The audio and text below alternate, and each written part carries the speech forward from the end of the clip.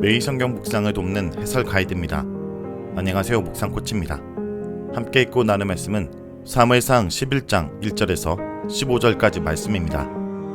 왕으로 제비 뽑힌 이후에도 평범한 농부로 돌아간 왕 같지 않았던 왕 사울은 이스라엘이 암몬에게 모욕을 당했던 소식을 듣자 여호와의 신의 감동을 받아 군사를 모집하여 이스라엘을 구원합니다.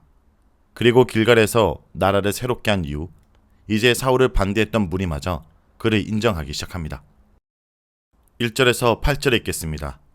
암몬 사람 나하스가 올라와서 길랏 야베스에 맞서 진침해 야베스 모든 사람이 나하스에게 이르되 우리와 언약하자. 그리하면 우리가 너를 섬기리라 하니 암몬 사람 나하스가 그들에게 이르되 내가 너희 오른 눈을 다 빼야 너희와 언약하리라. 내가 온 이스라엘을 이같이 모욕하리라. 야베스 장로들이 그에게 이르되 우리에게 이랫동안 말미를 주어 우리가 이스라엘 온 지역에 전령들을 보내게 하라. 만일 우리를 구원할 자가 없으면 내게 나아가리라 하리라. 이에 전령들이 사울이 사는 기브에 이르러 이 말을 백성에게 전하매 모든 백성이 소리를 높여 울더니 마침 사울이 밭에서 소를 몰고 오다가 이르되 백성이 무슨 일로 우느냐 하니 그들이 야베스 사람의 말을 전하니라. 사울이 이 말을 들을 때 하나님이 영에게 크게 감동되매 그의 노가 크게 일어나 한 겨리의 소를 잡아 각을 뜨고 전령들의 손으로 그것을 이스라엘 모든 지역에 두루 보내어 이르되 누든지 나와서 사울과 사무엘을 따르지 아니하면 그의 소들도 이와 같이 하리라 하였더니 여호와의 두려움이 백성에게 임하매 그들이 한 사람같이 나온지라. 사울이 베색에서 그들의 수를 세어보니 이스라엘 자손이 30만 명이요 유다 사람이 3만 명이더라.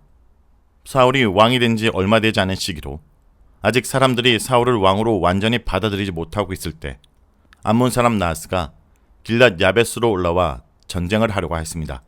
길랏 야베스는 요당 동편에 있는 지역으로 사사기에서 보듯이 동편과 서편 사이에는 갈등이 있었고 하나의 공동체라는 의식이 약했습니다. 길랏 야베스의 암몬 사람 나하스가 쳐들어오자 길랏 야베스 사람들은 이들과 싸우기보다 조약을 맺고 봉신으로 섬기겠다고 제안합니다. 암몬과 전쟁을 하는 것을 두려워하였기에 차라리 조공을 바치는 속국이 되겠다고 생각한 것입니다. 이런 제안에 나하스는 길랏 야베스 사람의 오른쪽 눈을 다 빼어야 조약을 맺겠다고 말합니다. 여기서 오른쪽 눈을 뺀다라는 것은 전투력을 상실하게 만들어 항복하게 하거나 싸울 수 없는 상대를 모두 죽이겠다는 의미입니다. 나하스는 오른쪽 눈을 빼는 것이 이스라엘을 조롱하는 것이라고 설명합니다. 그의 목적은 길랏 야베스를 속공으로 만드는 것이 아니라 조롱하고 모욕을 주다가 모두 죽이는 것이었습니다. 이런 나하스의 요구에 길랏 야베스 장로들은 일주일 말미를 달라고 요청합니다. 이스라엘 전 지역에 전령을 보내어 자신들을 위해서 싸워줄 구원자를 찾지 못하면 항복하겠다고 약속합니다. 자신들을 위해 싸워줄 구원자를 찾을 시간을 달라는 길랏 야베스의 장로들의 부탁은 항복하기 전에 일말의 희망이라도 잡아보겠다는 것입니다. 그런데 이런 제안을 나하스가 받아들인 것입니다. 나하스의 이런 양보는 군사적 우월감에서 나온 것입니다. 일주일 안에 이스라엘 안에 구원자를 찾기 어려울 것이고 군사를 모으더라도 자신의 상대가 되지 않을 것이라고 판단한 것입니다. 시간을 주었는데도 구원자를 찾지 못하면 그곳으로 이스라엘을 더 조롱하겠다고 생각한 것입니다. 이런 나하스의 판단은 당시 이스라엘의 군사적 상황이 주변 나라들에게 조롱을 받을 만큼 열악했음을 보여줍니다. 전령들이 이스라엘 전역을 돌아다니다가 사울의 고향 기브아까지 오게 됩니다. 길랏의 야베스에서 기브아까지는 대략 이틀 정도 걸립니다. 기브아 사람들에게 자신들의 처지를 알리자 기브아 사람들은 큰 소리로 울면서 길랏 야베스 사람들의 불행에 같이 슬퍼하였습니다. 역사적으로 베냐민을 상대로 한 지파 전쟁에 야베스 사람들은 참여하지 않았습니다. 그 결과 야베스 사람들은 거의 진멸을 당하고 처녀 400명만 남게 되었고 이들은 베냐민 남자들과 결혼을 하게 되었습니다. 이렇게 길랏 야베스와 베냐민 지파는 관계가 긴밀하기 때문에 기브아 사람들이 길랏 야베스 사람들의 상황에 매우 슬퍼한 것입니다. 하지만 여기서 하나님께 간구를 하거나 왕을 뽑은 사울에게 도와달라고 부탁하는 모습은 등장하지 않습니다. 이는 이스라엘이 왕 사울을 아직 구원자로 인정하지 않고 있음을 보여줍니다. 이런 상황에서 사울이 등장합니다. 본문은 히레라는 단어를 통해 강조하면서 구원자의 등장을 알리고 있습니다. 사울은 왕이 되었지만 왕의 일보다는 원래 자신이 하던 일, 즉 밭을 갈다가 소를 몰고 집으로 돌아오고 있었습니다. 그런데 성읍에서 백성들이 우는 것을 보고 그냥 지나치지 않고 무슨 일이 일어났는지 자초지종을 묻습니다. 이에 백성들은 야베스 사람들의 말을 사울에게 전해주었습니다. 이 말을 들을 때 하나님의 영이 사울에게 강하게 임하였고 사울은 크게 분노하였습니다. 사울은 이스라엘의 구원자로서 이스라엘 백성의 고난과 이방 사람들의 조롱을 참을 수가 없었고 하나님의 영은 사울에게 이들을 구원할 힘과 용기를 준 것입니다.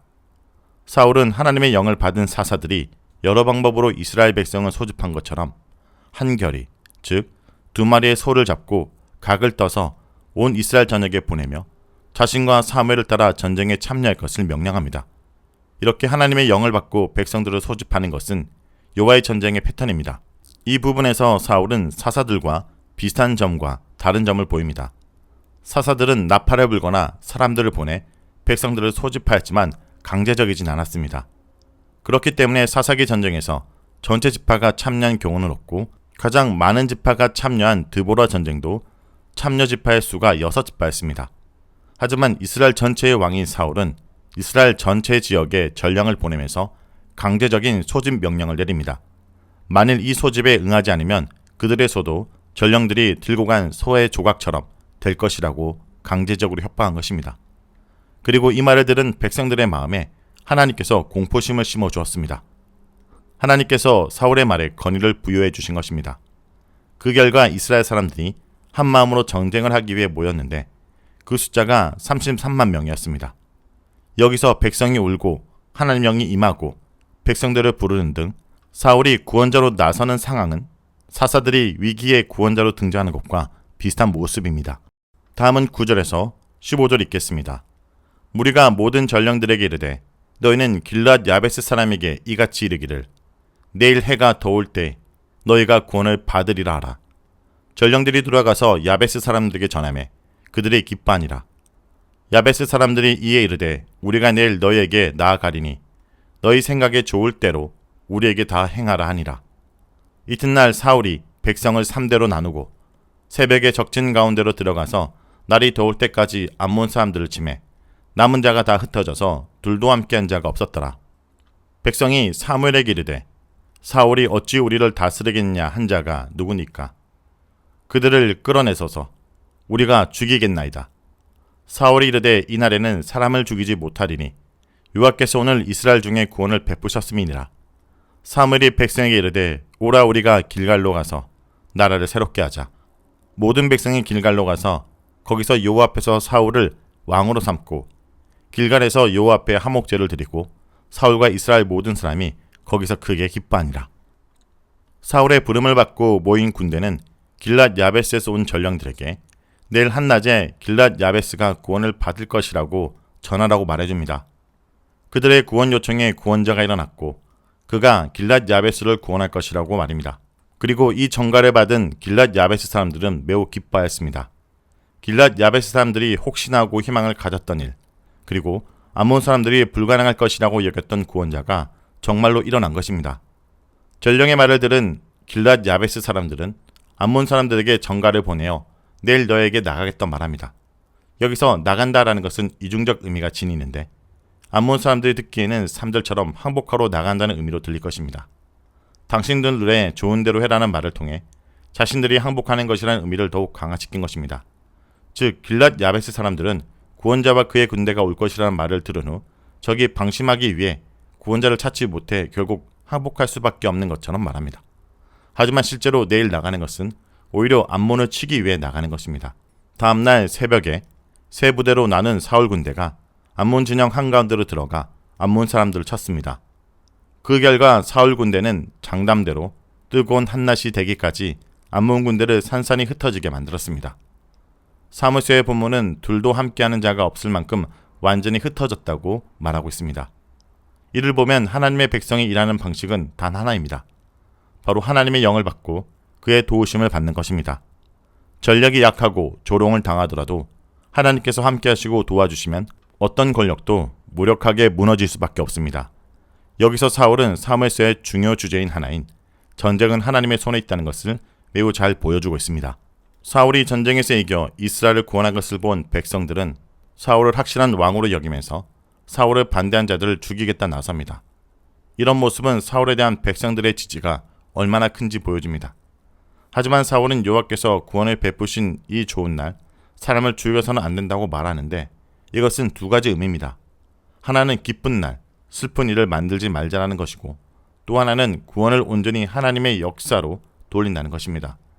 이렇게 사울이 구원자로서 능력을 보여줌으로써 모든 백성들의 지지를 받게 되자 사무엘은 길갈로 가서 사울을 정식으로 왕으로 세웁니다. 이제 사울은 왕이 되었고 모든 백성들은 왕의 탄생을 기뻐했습니다. 하나님의 선택은 종종 인간의 생각과 달라서 처음에는 받아들이기 어려울 때도 있지만 하나님의 선택을 믿고 따라가면 그 선택이 최선일 수 있음을 알 수 있게 하십니다. 자, 여기까지가 사무엘상 11장 1절에서 15절까지 말씀입니다. 오늘 말씀을 통해 우리는 무엇을 묵상하고 적용해야 할까요? 사람들의 인정이 아니라 하나님의 인정이 중요합니다. 사울은 하나님의 능력으로 왕으로서의 첫 번째 전쟁에서 승리하고 왕으로 인정을 받게 됩니다. 이렇게 전쟁의 승리를 통해 보란듯이 자신의 왕적 자질을 입증한 사울은 족쇄처럼 따라다니는 반대자들을 얼마든지 처형할 수 있었습니다. 하지만 이스라엘 구원을 하나님께 돌리며 왕정 초기에 포용과 화합의 정치를 펼쳐나갑니다. 온전한 리더십은 결코 칼 끝에서 세워지지 않습니다. 하나님이 세우신 왕은 사람들의 인정보다 하나님의 인정이 중요하다는 것을 다시 한번 알 수 있습니다. 성도 여러분, 오늘 하루도 하나님이 우리에게 주신 능력으로 사람들의 인정을 받는 것이 아니라 하나님의 인정을 받는 자로서 살아가는 주의 백성들이 되길 간절히 기도드립니다.